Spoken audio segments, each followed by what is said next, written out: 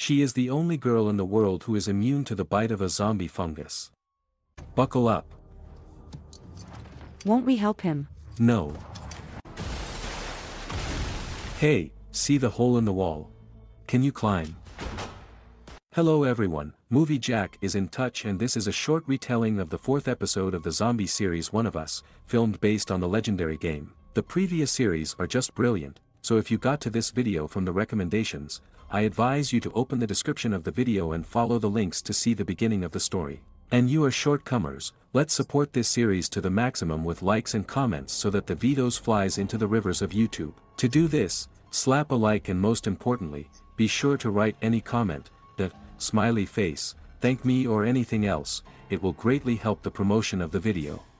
And as soon as the retelling gets 1,000 likes and 100 comments, I release a sequel. Enjoy watching. In the toilet of a gas station, Ellie plays with a gun that she stole and killed Frank, not forgetting to remove the magazine and the cartridge in the chamber, and then works out her stance in the mirror. After putting the gun in her backpack, she goes outside and discovers that Joel is pumping gasoline for a truck from an abandoned car. Due to the age of the fuel, they have to stop almost every hour, whereas previously cars drove on a full tank for 10 to 12 hours. To pass the time, she pulls out Will Livingston's book No Pan Intent and tries to read a series of bad puns to the unresponsive Joel. When they hit the road again, Ellie finds another tape on which the Hank Williams song Alone and For Falcon is recorded, which Joel likes.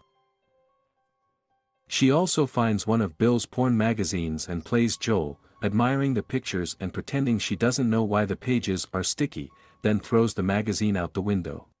They continue their journey, observing the ruins of civilization. When dusk falls, Joel decides to end the trip and takes them to the forest to set up camp for the night.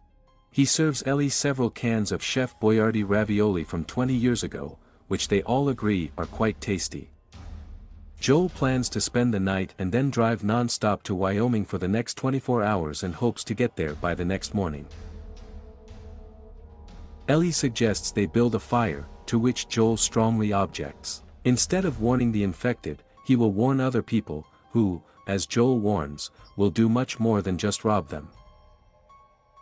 When they get into their sleeping bags, Joel puts a rifle next to him. Ellie tries to defuse the situation before going to bed by asking why the scarecrow got an award. Joel, slightly amused, replies, because he was outstanding in his field, after which he tells me to either go to bed. Ellie asks if anyone will find them in the wild, to which Joel says no. However, when Ellie falls asleep, Joel's paranoia takes over, and he gets out of his sleeping bag to keep watch all night with a gun. The next morning, Ellie wakes up to Joel making coffee, the smell of which she finds disgusting. As they drive, she expresses bewilderment that this is what used to be served at Starbucks, to which Joel smacks loudly in response. She asks him about Tommy. Joel explains that his last known location was somewhere near Cody, Wyoming, and if he's not there, he'll be in the nearest settlement. After some prodding from Ellie, Joel explains that Tommy always wanted to be a hero and that's why he enlisted in the army after graduation. However, after serving in Operation Desert Storm, he became disillusioned. After the outbreak, Joel followed him from Texas to the Boston area to make sure he didn't get into trouble. There they met Tess and Marlene, the latter of whom awakened Tommy's dreams of saving the world by recruiting him into Fireflies.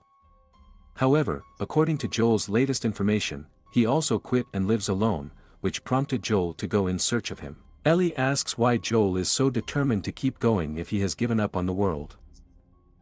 Joel replies that she hasn't seen the world, and he keeps going for the sake of the family. Ellie points out that she is not family. Joel agrees, saying, "You're a cargo," but he made a promise to the TPP. When they are in Kansas City, Missouri, an abandoned truck blocks their way.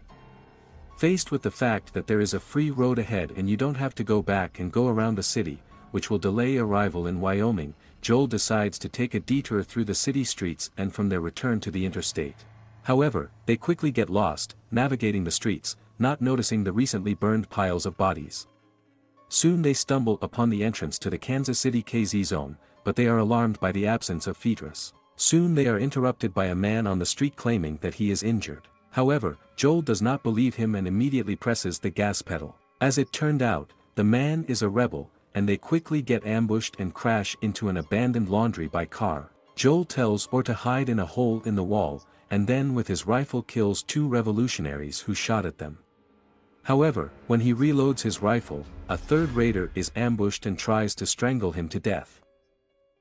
However, Ellie copes with him by shooting him in the back and paralyzing him. Ellie watches as the man, whose name is Brian, begins to beg for life. Joel says or go back behind the wall, which she does. She listens as Joel ignores Brian's frantic pleas for mercy and stabs him to death. Alarmed, Ellie pretends to be indifferent when she and Joel go outside. They watch as armored vehicles discover the carnage and then head to another building. In the remains of the Phaedra Detention Center, Kathleen, the leader of the revolutionaries, interrogates Dr. Edelstein about the whereabouts of Henry Burrell, whom she blames for her brother's death by turning him into Phaedra. Edelstein tells her that she has gone too far, which she denies, claiming that Phaedra forced her to do it, and demands at gunpoint to reveal where Henry is. Edelstein is silent, and they are interrupted by the arrival of a truck with the bodies of the people killed by Joel. Lieutenant Kathleen Perry explains that, in his opinion, the killers were outsiders. Kathleen comes to the conclusion that Henry must have brought them. Enraged, Kathleen returns to the detention block and kills Edelstein, after which she instructs the revolutionaries to find Henry's accomplices and kill them. The revolutionaries take to the streets in their trucks, forcing Joel and Ellie to hide in an abandoned bar. While they wait for things to settle down, Joel apologizes for putting Ellie in a situation where she had to kill or seriously injure someone, admitting that she is still a child. Although Ellie wipes away tears, she admits that it wasn't really the first time she hurt someone.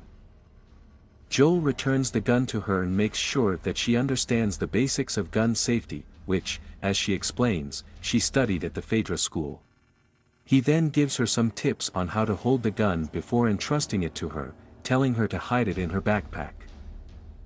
However, Ellie puts it in her coat pocket and returns to the street. Kathleen meets with Perry and reports that neither Henry nor the people who killed her people are in sight. However, Perry takes her to the attic of a neighboring house, where they find several drawings clearly made by a child. She assumes that Henry is running out of supplies, but he won't let Sam starve to death and tells Perry to guard the provisions. However, Perry points her to a more urgent matter. He takes her to the basement of another building, where they find a hole in the ground from which something is growing. Perry offers to warn the others, but Kathleen advises him to wait until they deal with Henry, and until then, he will cordon off the building. Joel and Ellie sneak into a multi-story apartment building, hoping to determine a clear route using the view from one of the upper floors. As they climb, Ellie asks how he recognized the ambush.